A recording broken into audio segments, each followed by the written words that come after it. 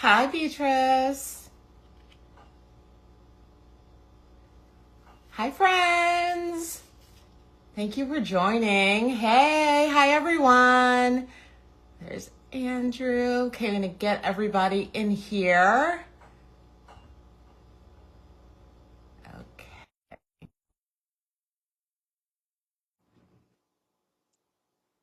Hey. It's so good seeing everybody. Okay, there's Andrew and Hillary. Hi. Hi, Hillary. So Hi, Andrew.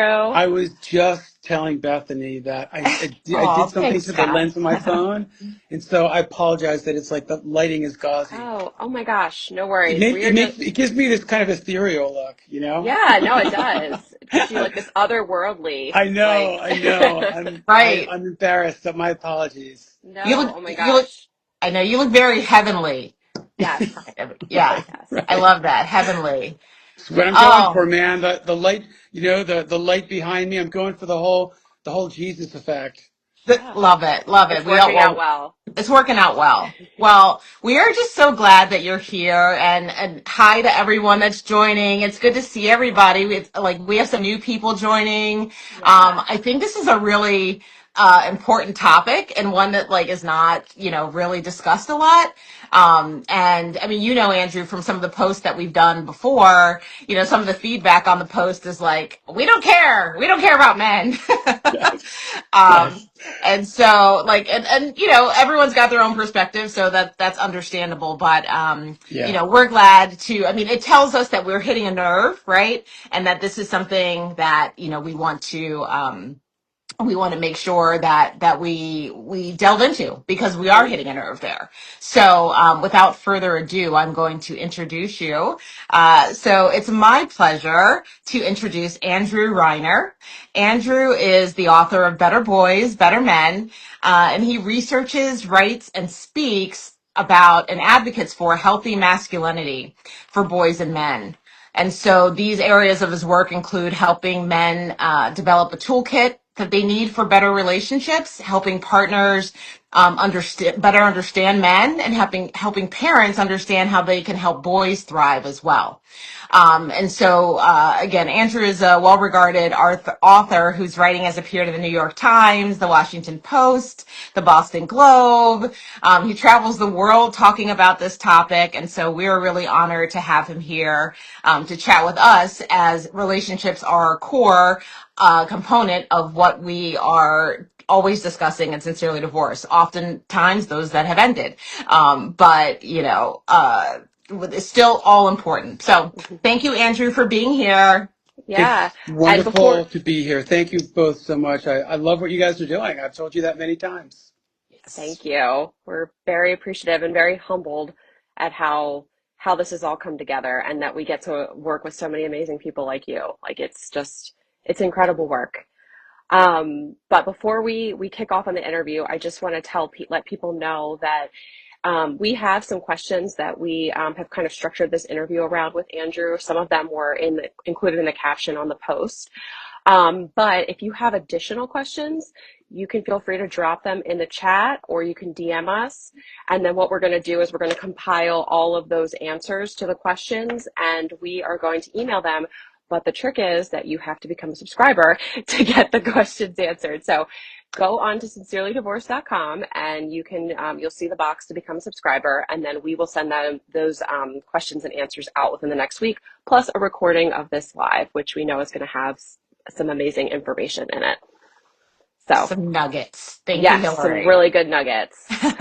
So, we want to start this off by asking you, Andrew, what is it that got you into male emotional health and wellness? Like, what kind of, got you studying this and researching it? Yeah, sure. I mean, it's look, it's a long story, and I will not bore everybody, I promise. But I just I've had these kind of reckonings in my life, and there's been, I'd say, like three reckonings, and um, the most recent for me, the first two were really earlier in my life, of course, and they just kind of got me putting on my radar just this awareness that the ways that I was kind of going through life as a male, and the ways that I was encountering other kind of traditional masculinity, it really was, it just wasn't working for me, for a lot of reasons that I won't bore everybody with, but it wasn't working for me. And so it got to the point where, because of my own kind of baggage, I had a lot of resentment towards, a lot of guys who were very hyper masculine.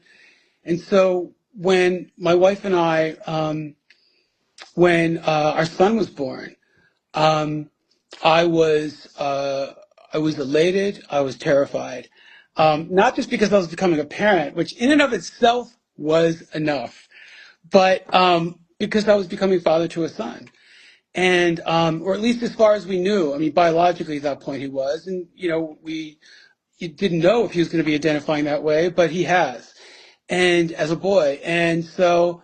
Um, it's I knew that my back was against the wall because of a lot of the baggage I had. So that was my last really big reckoning.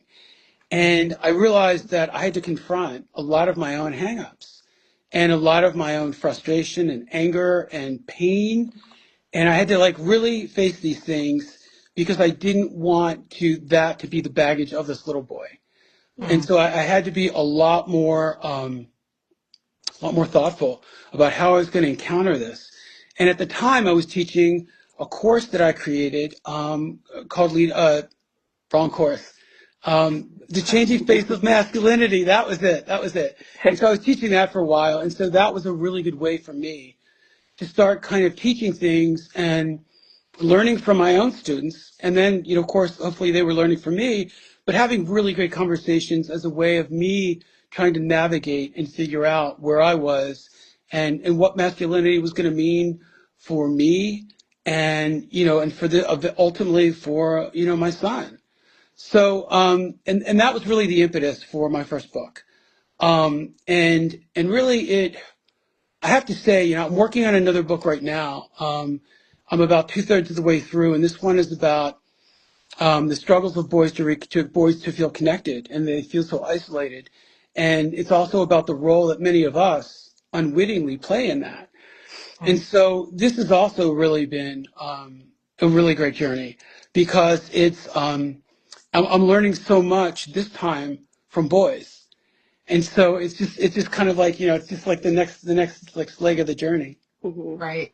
Oh, I love how you are connecting the men's health to are their relationships with other people that are adjacent to them, right? Their children, but also their partners. And so, and this is one of the, I think, pain points or the sensitive areas. But I really am curious. Do men's partners, what role, if any, do men's partners play in helping men to develop the emotional toolkit that they need to be vulnerable? Like is it a partner's responsibility to help or to play a part?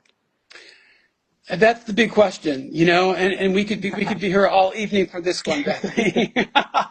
I mean, look, as you said at the outset, there are a lot of women out there, understandably, who feel like, you know what, I've been through hell, and no way, this is not my role, this is not my job. I do get it. That said, my feeling is that when we're in relationship, as we're hopefully building each other up, in this partnership, it's something that I think we should really have like a buildership. I just Yeah. created a new word there. I Great, like that. big time, buildership. I'm But I writing it believe down. that really. I mean, my wife and I do a really good job. We've gotten to learn to do a really good job of buildership. How do we build each other up? And look, there's Hmm. going to be times we're going to tear each other down because that's part of conflict and being in a relationship. But the important thing is that it is a partnership as we build each other up. And so one of the things that often happens, a lot of people don't realize, is that, we know that a lot of men are socialized this way. And we say, well, just, unsocialize yourself. That all the kind of things that you're doing that aren't working in this relationship, you need to unlearn them. One of the things I've learned about in the research I'm doing for my new book with boys is that, Bethany, you mentioned that toolkit, that I think is so important to be talking about. We expect boys in schools to practice this toolkit. but we never teach it to them. We think that through osmosis they're just going to get it, and a lot of them don't. And so really that's not their fault. We really have to work with them on it. Well, I don't mean in any way to say that men are children. I mean, look, we all have our own inner child issues, God knows. But that said, but men, it's wired. Whenever we have things that we've learned, we've been socialized at a young age, it becomes part of our neurology. It becomes wired, they're in the neural pathways. And as a lot of us know, as we get older, those things cannot be easily undone. And so what happens is that one of the things that we can do and I think really is going to benefit the relationship, is letting our partners know, our male partners know, what are the areas that seem to be a struggle for them, seem to be a challenge, that are getting in the way for them, that are getting in the way for us. And of course, the obvious thing is, will you seek out therapy? Because that's a great place to do that, to work on these things. One of the problems for a lot of men is that is a real hot button for them because of how they've been socialized, right? In terms of the vulnerability, in terms of it being, it's something that, it's not that men are cowards, it's that they know that when they are exposed, that is something that is really that's verboten. That is just too hot to handle for a lot of men. And so one of the things I think that, that we really can do as partners in buildership, is to talk about the kinds of things, that if they're on board with helping us work with them on it, is literally practicing these things. And initially it's going to sound really odd and it's going to feel really weird, but this kind of role playing is really important. Counselors do this all the time with couples, this role playing. This is the kind of thing, just saying, this is the kind of thing, for instance, one of the things that I know that I'm guilty of in my own relationship is interrupting my wife a lot. I'm not proud of it, but I own it. And so one of the things that, for instance, that sometimes she will say to me that helps me is, okay, so Andrew, you just interrupted me. What did I just say? So it's about mirroring back. And so that's one way, for instance, that we can start to help men understand this is something that's going to benefit our relationship. I need it from you. And so let's try to just practice this together. Because this part of buildership is super important. The idea of helping each other, lifting each other up. And that means sometimes we've got to have, give men more grace, give them more patience, and give them a little bit of help if we want to have the relationship with them that we initially said that we do. It requires a little bit of give and take from both of us. Yeah, and I think that this kind of touches on a piece that we talk about a lot in our work, and it's the concept of just vulnerability in general, because not just for men, but it's scary for anybody to put themselves in a place where, they're rawly expressing in a raw way, expressing how they feel, because it opens you up to getting hurt. And I think especially for men, that's kind of almost a foreign concept in some cases. So keeping that in mind, is that with the vulnerability piece, is there research on like what particular emotions are the hardest for men to express? Or is it just that initial vulnerability piece is there any connection there, or anything that you can shed light on in regard to that? Sure. I mean, really what we're talking about, Hillary, is when we're talking about vulnerability, it's this giant umbrella, right? It covers so much ground for so many things for men. I'm not trying to oversimplify this at all, and I'll try to get to some concrete examples of what we're talking about. But, when we talk about vulnerability, it's basically, and again, I'm not trying to oversimplify it, but I've really learned that it's basically anything that men are, either say or do or encouraged to say or do that make them feel exposed. That right off the bat, and that covers a lot of ground. That's the vulnerability. Anything that's going to make them feel exposed. And for a lot of men, feeling exposed can mean different things. So it's really important to point that out. The ways that I feel exposed, because I've been working on freeing myself, of being vulnerable for a long time. That's part of my reckoning. That's part of the story. So, but what's gonna feel really hard for me with vulnerability is definitely not going to feel the same for, for instance, even to some of my friends in terms of what's going to feel vulnerable to them. Everybody's threshold, and you're right, of course, this includes everybody with vulnerability. Everybody's threshold is different in terms of what we can really tolerate, right? Without Hmm. really starting to get anxious and panicky. Um, but in terms of men, I mean, some of the most obvious things, it's not so much, a lot of times I know a lot of women will say, oh, well, men always need to be right. And I know for some men, especially men who are more traditionally masculine, that's an issue. But for a lot of younger men, that's not the case. A lot of younger men in their 20s and their 30s, even their early 40s, they've kind of gotten the memo about a lot of these things, and they do not necessarily buy into a lot of these old vestiges of traditional masculinity. So, when we talk about some of these younger guys, especially to their credit, we're talking about things like feeling like, and I know this will surprise some people, but one of the things that they feel hardly vulnerable about when they're in relationships is feeling like they're not living up to the expectation. Hmm. That is a big form of vulnerability that we really don't talk enough about with men in relationships. Hmm. When they feel that there are these expectations, being a protector, being a provider in some sense, and being a provider can mean a lot of different things because sometimes their other partner, of course, makes more money, but there are ways of providing as well that men feel they're yoked with that responsibility. Um, some other things are when there's a division of labor, being strapped with kinds of things that will maybe put their body in more harm's way than say their partner.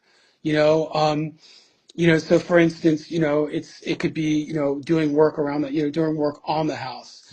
That of course is something that you're putting your body in more harm's way. Sometimes doing lots of landscaping work, but there's lots of expectations that men feel Mhm.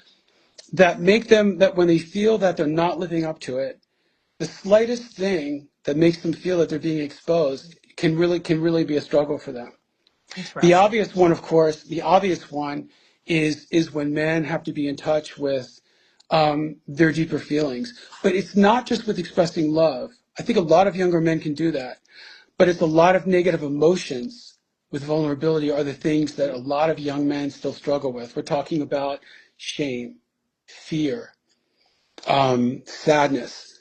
Those are are probably the biggest three of the negative emotions. Those are still areas that a lot of even younger men feel that they can't show that kind of vulnerability. And so what do? They try to sidestep it. They try to suppress it. And so those are the kind of things, as we know in relationships, um, that, they can become a firewall. They can become a big firewall and then can start to, without them even realizing that they're doing it, because a lot Hmm. of men don't realize they're so used to doing it. It's so wired within them to really suppress, repress, or distance themselves from those kinds of negative emotions that it gets in the way of not just their relationship with us, but their relationship with themselves. Hmm. And that becomes a huge problem because if there's a detachment from themselves, it's going to translate into relationships with other people as well. And N- so when we talk about vulnerability, there are some real key ones for men. Now, thinking of it through like the divorce lens, what is that often like the breakdown of a relationship? Is that often the catalyst for men to kind of realize that they're even like suppressing these feelings, or is there other ways, other light bulb moments that happen for them that makes them realize, oh, what I'm suppressing something that or I have to unlearn something. Like what kind of triggers that for them?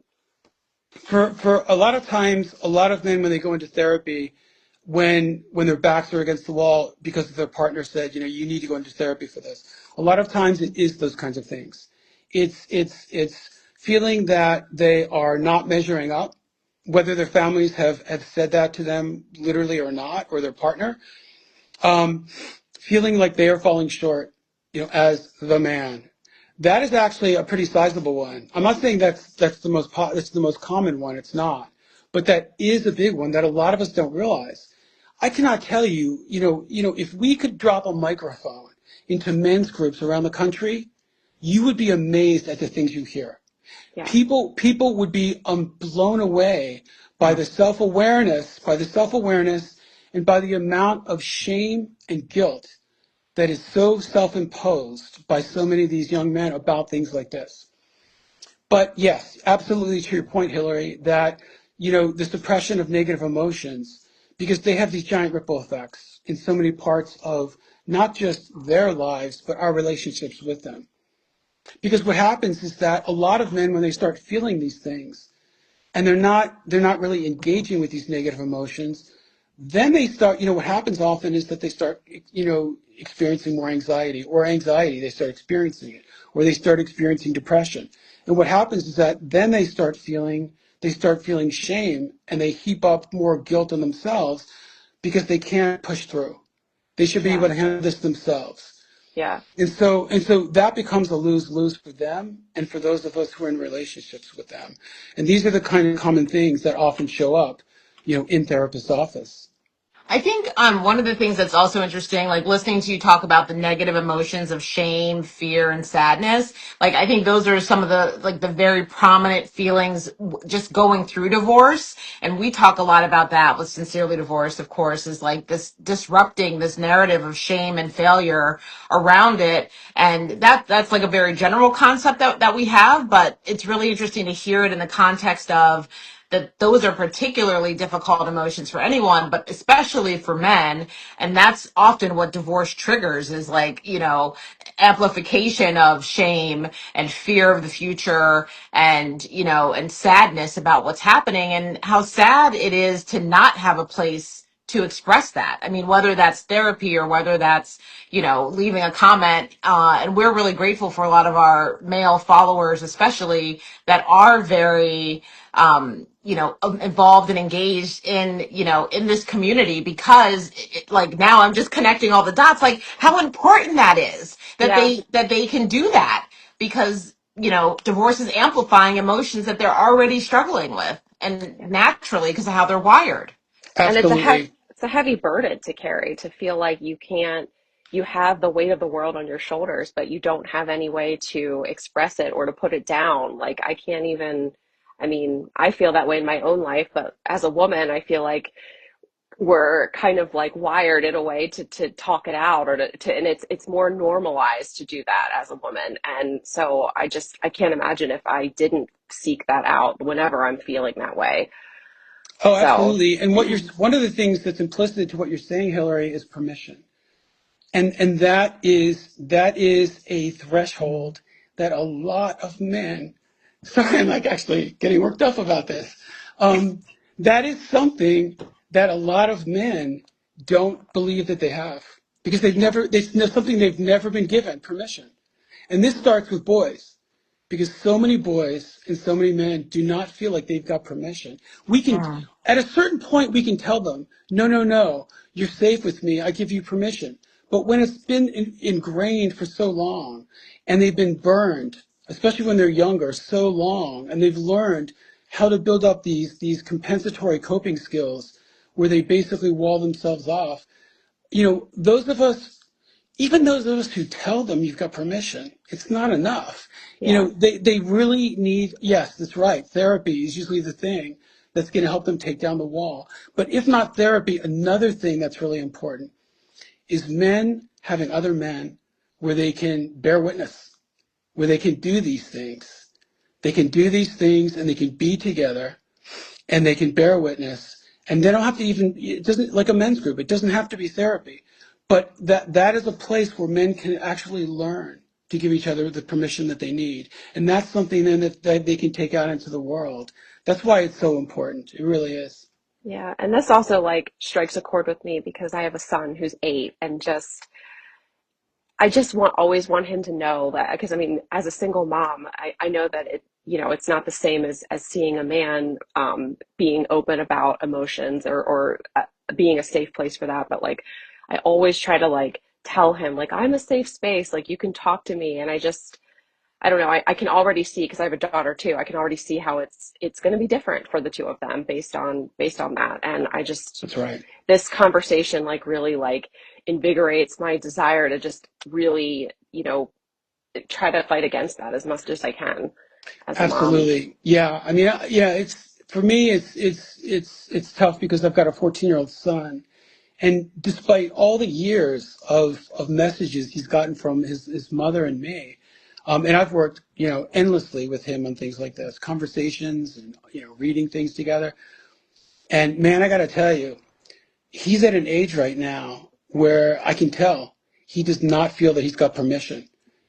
This boy has known me clearly his entire life, Yeah, but I can see it's like this wall, yeah, that a part of him wants to tell me and part of him knows he shouldn't. Because he Wow. is, because like you hear so many men say when they finally get to this point that they're at that threshold, they're afraid of the dam breaking. Because what is that going to yeah, mean? How are they yeah, ever going to regain that strength again? And this is why it's so important, not just to teach boys and then ultimately men about vulnerability, but they also need to learn all these other little things about why it actually can be a form of strength. One of the things, there's this horrible misconception we have in our culture. And it's not just, there are a lot of young women who feel this way about vulnerability too. But one of the things we believe is that if we make ourselves vulnerable, then we're going to swing. And this is usually at a fear-based reaction. Whenever we have fear-based reactions, we go to the extreme. The yeah, fear is that if we open ourselves up, we will lose all of our strength. We will lose all of our potency. And then how will we ever regain that? And there's a lot of shame and fear in that. So there's this, like I said, this firewall that gets in the way. But when we can teach them that vulnerability is incremental, it's not an all or nothing, it's not an all or nothing equation. What happens is that, especially when we teach our children, and especially boys, I think, that it's not an all or nothing proposition. There can be times where you can do it and you'll see the value and the power in it. yeah, So it's a yeah. little bit trickier than I think some of us realize. Yeah, Right. no, there's a lot of unlearning, and I love that there's this common thread of like, you know, breaking the stigma that vulnerability is a weakness because it really is a superpower and it really is this unifying experience as humans that we can all bring to the table. That Um, creates, right, that creates yeah, it creates community, like not just in a partnership Exactly. or buildership, right, but in the larger sense of even what we're experiencing, through this, like in this live right now, everyone here, and in the larger sense, as well. It's a very interesting thread. So I have one question that wasn't on our like prepared list, but like it's now I'm curious about it. So for those of us who like date men, or are, in the dating process after divorce or whatever, like, is there a little quick litmus test or something that that like people should be employing to just see where a potential partner might be, in this continuum of vulnerability, like, do I say, do you feel like you have permission to share with me how you're feeling?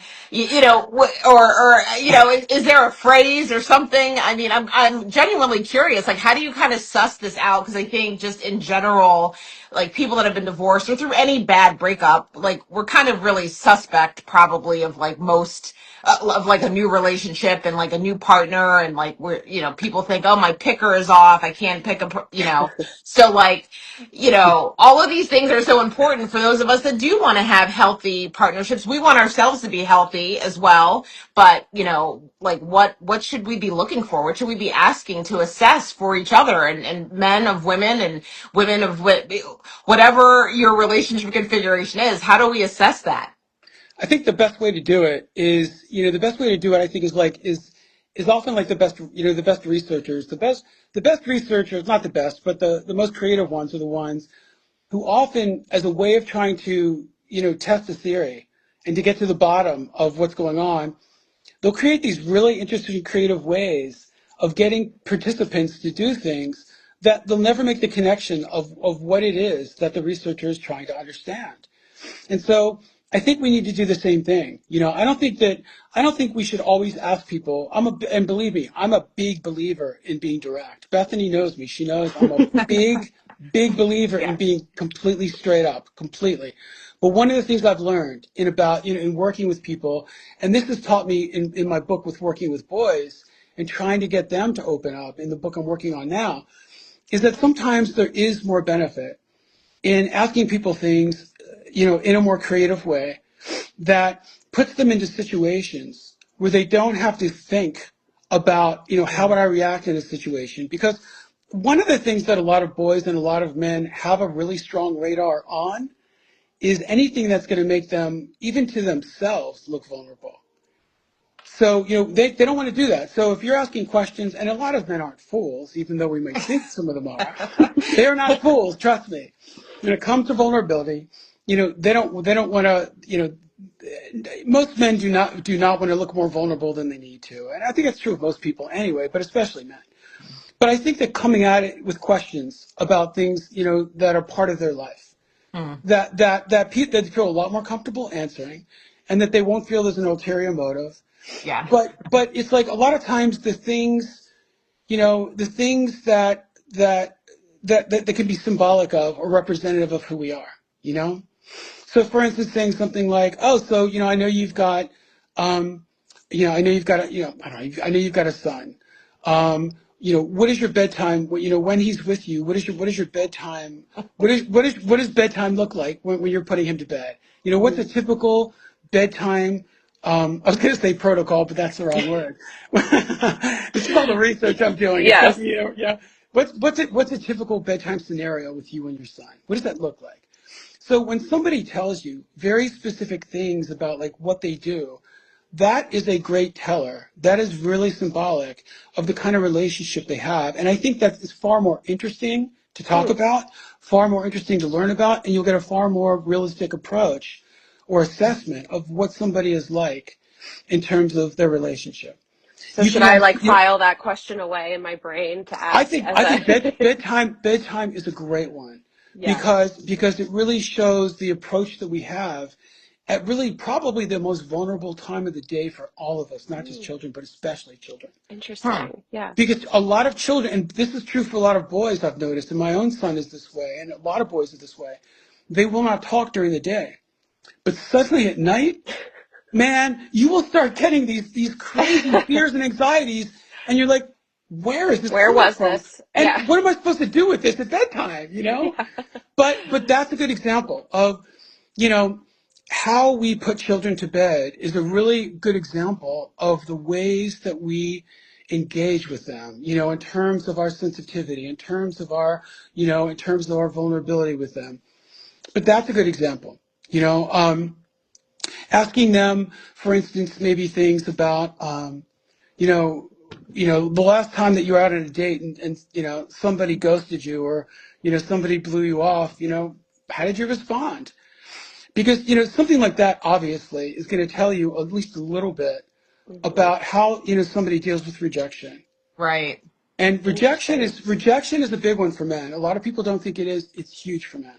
Hmm. Because there's been interesting studies that show that after a committed relationship, marriages obviously committed relationships after they end in cisgendered relationships, um, women suffer more than men in the beginning emotionally, but then they move Mm. on. They Yeah. process it. They learn to process it with friends, with family, with a therapist. Men may not, I'm not saying that they don't, but I'm saying there are a lot of men who may not experience it as deeply in the beginning, Yeah. but it takes far longer for them to move on emotionally.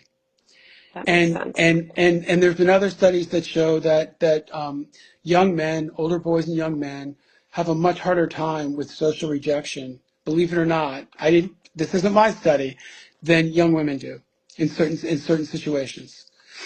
So there's a great deal of this may not surprise some people to hear fragility around men and rejection. Hmm. And so finding out, asking a simple question like, so what do you do when somebody ghosts you? That's not really that invasive because, we all have to deal with that when we're doing, Right. in dating dynamics, ghosting, getting stood up, situations like that. So, what did you do the last time that happened? And that's the kind of thing that can tell you, for instance, how at least in a small way, a man might deal with rejection. That's really great advice. So It's Well, probably and better than me asking what their astrological sign is. I'd go with the rejection question, Hillary. Yeah. right. Well, and for some men, I mean, and I've had a really interesting, like, some really basic conversations with my ex husband about this because I'm the one that filed for divorce, and he has, like, over time, he has shared with me like how hurtful it was that I filed for divorce, which is really, I guess, like a big rejection. And in my mind, it's something that we have been talking about, lots of issues over time, but that actual filing really hit him hard, and harder than I would have even imagined, because I was thinking, like, you can't possibly be shocked, but hearing this, is really insightful for, like, how he might have processed that, and even, how, even when we talk to people about filing for divorce, like, what kind of feeling that might initiate in a male partner, For and how sure. that's amplified. Yeah. Yeah. Yeah, no, absolutely. I mean, look, if you through no fault of your own, just through a way of coping, have developed this firewall over many, many years, Yeah. there's no doubt that the combination of the emotional detachment about, especially the negative emotions, the emotional detachment from those, and the denial of feeling like you're failing at something big.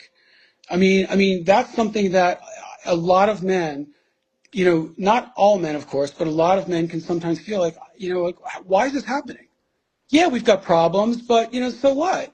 Because when you're not engaging with your own strong negative emotions, when you're not dealing with those, it's going to look like, you can just keep enduring this because there's really no self-care there. Hmm.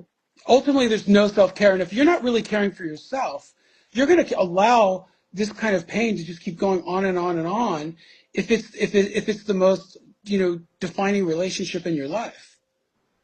Yeah. Yeah. So there's a deeper psychology to this that, you're going to allow, if you're really not caring for yourself and you do a better job, maybe even of caring for people in your family, then, and that's true for a lot of men, you're gonna definitely feel like you're in this and you're gonna keep enduring this because you're not really paying close attention to what your own needs are anyway when it comes to things like that. Yeah. So And we know statistics. Yeah. there's a lot of Oh, go ahead. calluses. I'm sorry.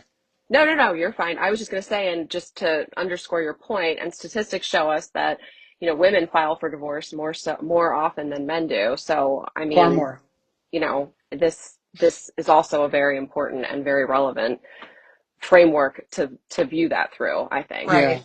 Right. Yeah. And then someone just commented, I know, and we'll talk about this, when we do follow up questions via email, but, cheating, like the behaviors of men that we sometimes see, and women too. I'm not, like, we're equal opportunity here. Yeah. But since we're talking about masculinity, but, when someone is talking about, like, a spouse that, was unfaithful, or cheated on their partner, is that a coping mechanism, for, having, not being able to be in touch with how they should be feeling? Or is that just, I'm sure it's not absolute, right? Like, this is just a character flaw, or this is a lack of, moral compass. Is it also a maladaptive coping mechanism, that some men have, that lead them to cheat? And again, not excusing the behavior, but I'm just curious, how that could potentially be tied to, infidelity even.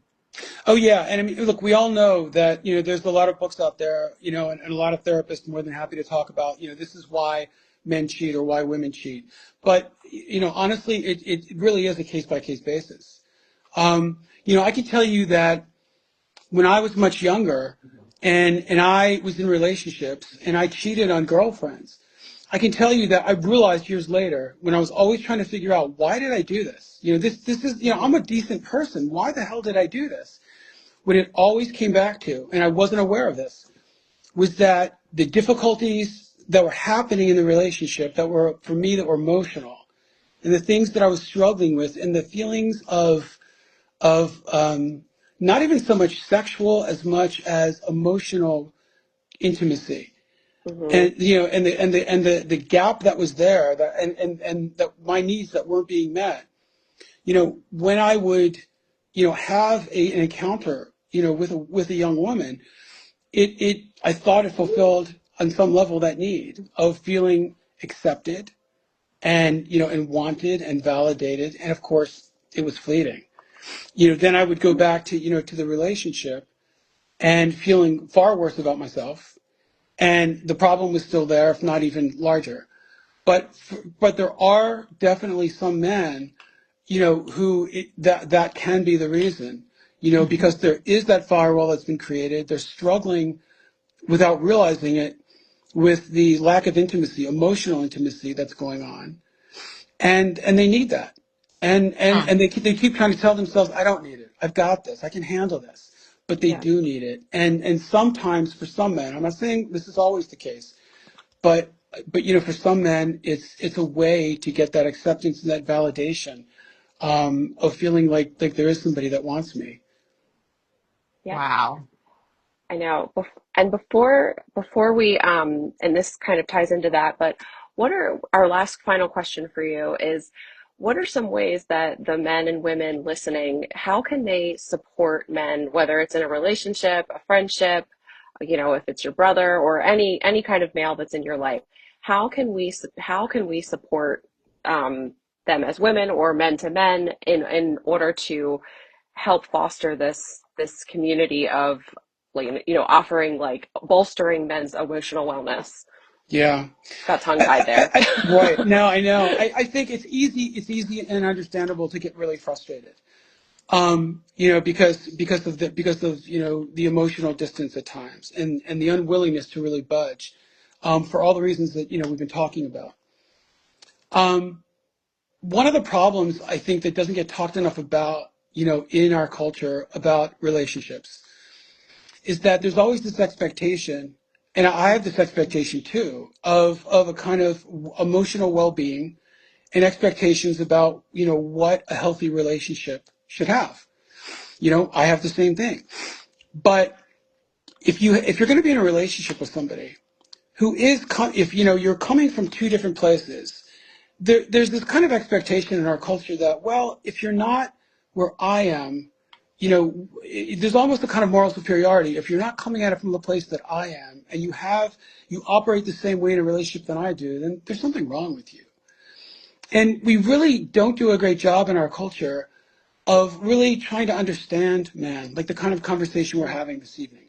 We really Yeah. don't do a good job of trying to offer them any grace, empathy, compassion, to really try to understand where they're coming from, and the why. It's not just toxic masculinity.